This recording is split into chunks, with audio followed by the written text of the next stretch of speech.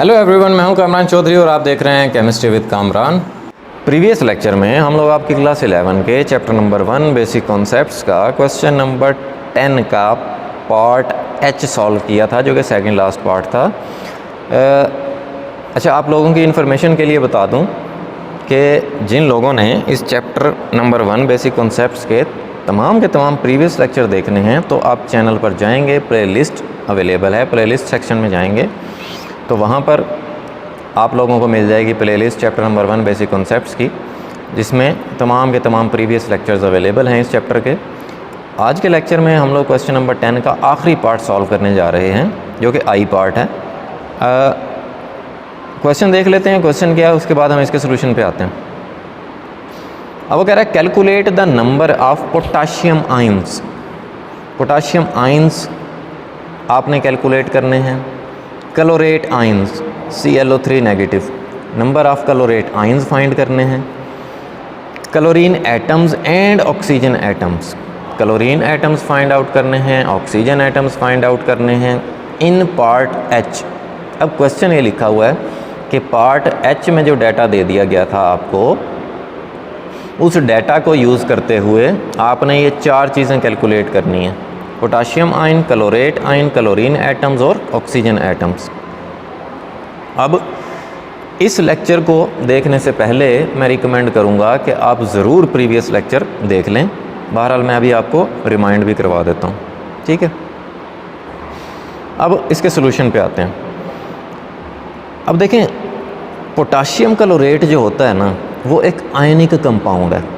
जब वो डिसोसिएट होता है, टूटता है, तो वो पॉजिटिव आयन पोटाशियम आयन और नेगेटिव आयन क्लोरेट आयन में टूटता है। जैसे मैंने यहाँ पर ये इक्वेशन लिखी हुई है KClO3, जो कि H पार्ट में आपको गिवन था, ठीक है।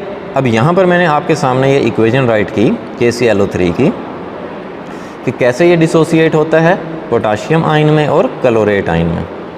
अब देखें, one formula unit of KClO3, या सिंपली आपको समझाने के लिए मैं बताऊं कि अगर आप एक मॉलिक्यूल ले रहे हैं KClO3 का, जैसे आपको इक्वेशन में नज़र आ रहा है, या 1 मोल ले रहे हैं KClO3 का, तो यहाँ पर आप देख रहे हैं कि अगर एक मॉलिक्यूल है तो एक ही पोटाशियम आयन बन रहा है।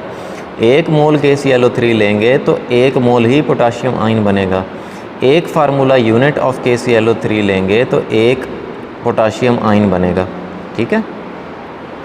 सो यहाँ पर हमें इक्वेशन को देखकर ये पता चला कि एक फार्मूला यूनिट में KClO3 के एक पोटाशियम आयन होता है, ठीक है। लेकिन हमने जो H पार्ट में number of formula units find out किए थे, वो इतने किए थे 4.91 टाइम्स 10⁻23 फार्मूला यूनिट्स, ठीक है। अब देखें, जितना ये KClO खुद है उतने ही पोटाशियम आयन जनरेट कर रहा है। जैसे ये एक फार्मूला यूनिट KClO3 का अगर आप लें तो एक ही पोटाशियम आयन बनेगा। अगर आप इसके 10 फार्मूला यूनिट लेंगे तो 10 पोटाशियम आयन बनेंगे। अगर आप इसके 4.91 टाइम्स 10⁻23 फार्मूला यूनिट्स लेंगे तो पोटाशियम आयन भी इतने ही बनेंगे, ठीक है।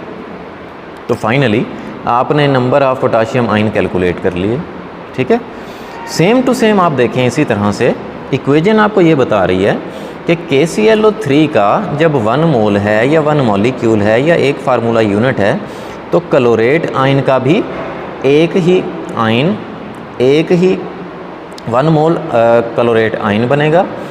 सो यहाँ पर भी क्लोरेट आयन के लिए भी जितना पोटाशियम क्लोरेट खुद है, वो उतने ही क्लोरेट आयन जनरेट कर रहा है, ठीक है।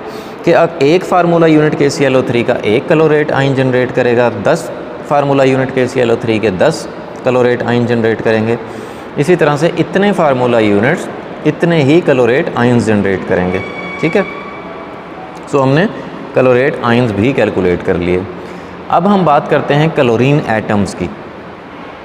अब सेम टू सेम आपने कंपेयर करना है क्लोरीन एटम्स को भी। अब आप देखें कि एक मॉलिक्यूल KClO3 में आपको एक क्लोरीन का एटम नज़र आ रहा है, या एक फार्मूला यूनिट में एक क्लोरीन का एटम नज़र आ रहा है, तो इतने फार्मूला यूनिट्स में इतने ही क्लोरीन के एटम्स बनेंगे, ठीक है, या इतने ही क्लोरीन के एटम्स पाए जाते हैं, ठीक हो गया। जबकि अगर आप क्लोरीन एटम्स को ऑक्सीजन एटम्स को देखें, एक फार्मूला यूनिट या एक मॉलिक्यूल ऑफ KClO3 में 3 ऑक्सीजन के एटम्स हैं। देखें KClO3 लिखा हुआ है यहाँ पे। अब मीन्स के जितना वो खुद है ना, अपने से 3 टाइम्स ज़्यादा वो ऑक्सीजन के एटम्स रखता है, ठीक है। तो अगर हम इसके इतने फार्मूला यूनिट्स ले रहे हैं KClO3 के, तो वो 3 टाइम्स ज़्यादा ऑक्सीजन के एटम्स रखेगा। तो 3 से हम इसको सिंपली मल्टीप्लाई करवा देंगे, तो फाइनली आपके पास जो आंसर आएगा वो 1.473 टाइम्स 10⁻24 ऑक्सीजन एटम्स आ जाएंगे, ठीक है। सो ये आपका क्वेश्चन नंबर 10 ख़त्म हो गया। होपफुली आपको ये तमाम का तमाम क्वेश्चन और इसके तमाम पार्ट्स बड़े अच्छे से क्लियर हो गए होंगे। फिर भी अगर आप लोगों के माइंड में कोई भी कन्फ्यूजन है, कोई भी क्वेश्चन है आपका, देन आप नीचे कमेंट सेक्शन में मुझसे पूछ सकते हैं। Thank you very much.